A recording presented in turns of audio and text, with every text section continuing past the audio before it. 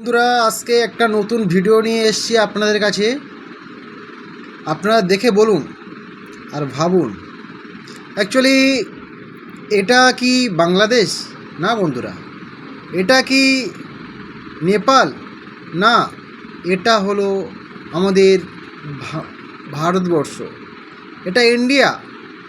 এই ভারতের মধ্যে আমার আপনার ফ্যামিলি এবং আমাদের সমস্ত আত্মীয় স্বজনের রক্ত এই মাটিতে মিশে আছে।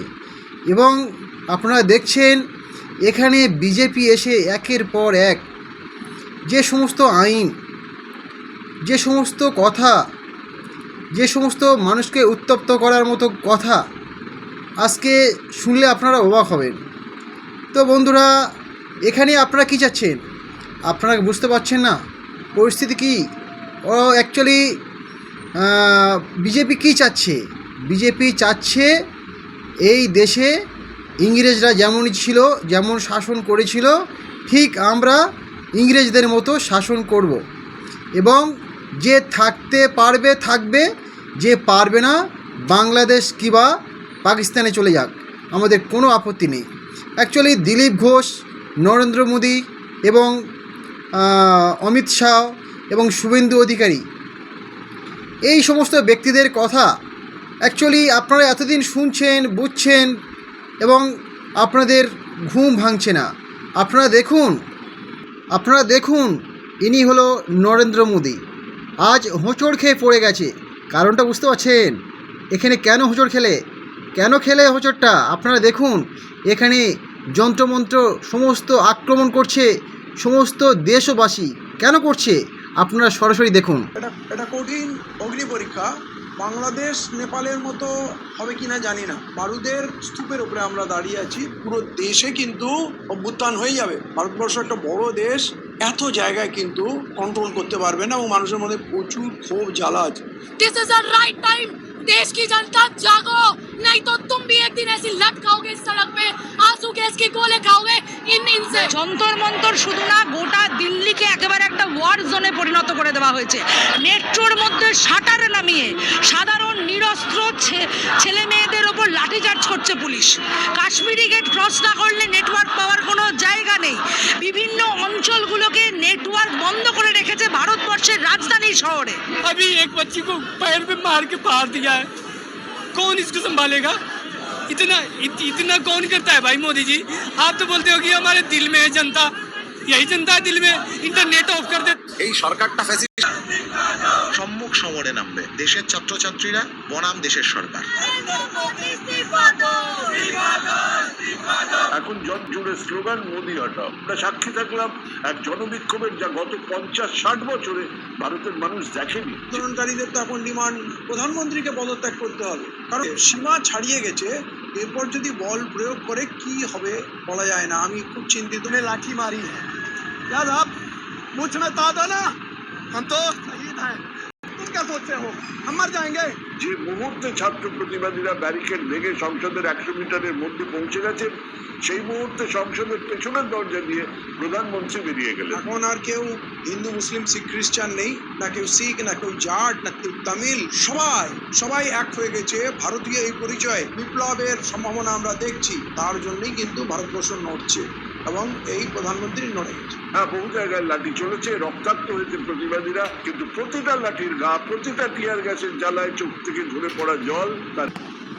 তো বন্ধুরা, আপনারা দেখলেন ভারতের পরিস্থিতি। আজ আর কতক্ষণ ঘুমাবেন আপনারা? জেগে ঘুমাচ্ছেন, ঘুম ভাঙুন, উঠুন, চেষ্টা করুন একবার এই প্রতিবাদ করার মতো। এই ভারতবর্ষের বুকে আমার আপনার প্রতিবেশী, আপনার আপনজন, আপনার মা বাবার আপনজন এবং আমাদের আপনজনেদের রক্ত মিশে আছে। আজ যে বিজেপি সরকার বলছে যে এই ভারত ছেড়ে চলে যাও বাংলাদেশে, নামাজ পড়বে বাংলাদেশে যাও, আজকে অনেক হিন্দু ভাইদেরও মন্দিরে উঠতে দিচ্ছে না। কারণ কি চাচ্ছে ওনারা?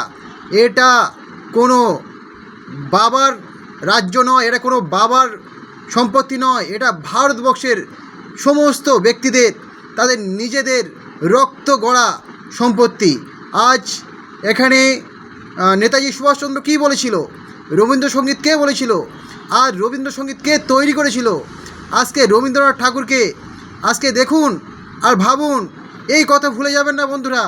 এখানে আমাদের সমস্ত মানুষের, সমস্ত জনগণকে এক হতে হবে, এখানে প্রতিবাদ করতে হবে, না হলে আমাদের পরে পরিণতি খুবই খারাপ আছে।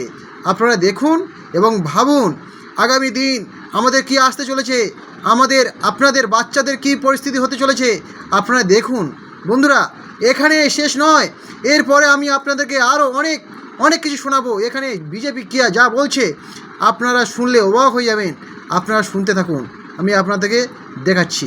করার যে চেষ্টা গত 3 দিন ধরে দিল্লিতে চলছে, এখনো পর্যন্ত প্রধানমন্ত্রী যথেষ্ট সংযমের পরিচয় দিয়েছেন। আমরা প্রত্যেকে দেখেছি পাকিস্তান বা ইন্দোনেশিয়া সরকারটা নরেন্দ্র মোদী, অমিত স্যার তারা যথাসময়ে ডিসিশন নেবেন। ওরা চাইছে একটা কড়া ডিসিশন হোক, সেটাকে ইস্যু করে আবার সারা দেশে করবে। এদের সঙ্গে দেশের মানুষ নাই, জনতা নাই, তাই বারবার ইলেকশনে হারে। আর কিছু এরকম দালাল টাইপের লোক আছে, বিদেশি দালালি করে, তারা সামনে লাফাচ্ছে। সাধারণ মানুষও চেনে, আর যারা ওর মধ্যে এসেছিল প্রথমে আন্দোলনকারী, তারাও বুঝতে পেরেছে তাদেরকে এই যে যুদ্ধের বোড়ে তৈরি করা হচ্ছে। আমাদের 14 পুরুষের ভাগ্য ভালো যে এরকম সরকার পেয়েছেন, নিজের মতো যাচ্ছেন, আসছেন, সমালোচনা করছেন, কথা বলছেন, সেজন্য উৎপাত করবেন না।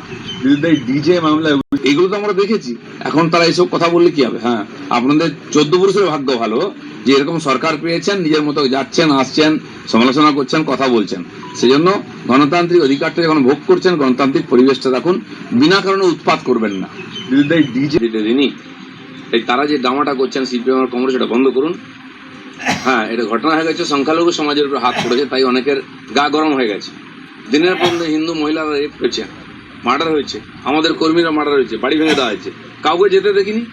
মুসলমানের গায়ে হাত লেগেছে, গা পুড়ে যাচ্ছে তোমাদের, এত পীড়িত কেন? মুসলমানদের ভোট পেয়েও জিততে পারেনি তোমরা। মানুষ ভোট দিয়ে আমার জিতিয়েছে, সরকার চলছে, মাননীয় মুখ্যমন্ত্রী যেটা বলেছেন সেটা করেছেন, এবং তিনি নিজে দেখতে যাচ্ছেন। মমতা ব্যানার্জি, বুদ্ধদেব বাবু কটা লোকের বাড়িতে গেছিলেন, পীড়িতের বাড়িতে। বাঘটুইতে 10 জনকে পুড়িয়ে হত্যা করা হয়েছে জ্যান্ত, তারা সব মুসলমান, কেন রাস্তায় নামেনি? হাওড়ায় যে ছেলেটাকে ছাদ থেকে পিটিয়ে ফেলে দেওয়া হয়েছিল, মেরে দেওয়া হয়েছিল, কখন মুসলমানরা কথা প্রতিবাদ করেছিল?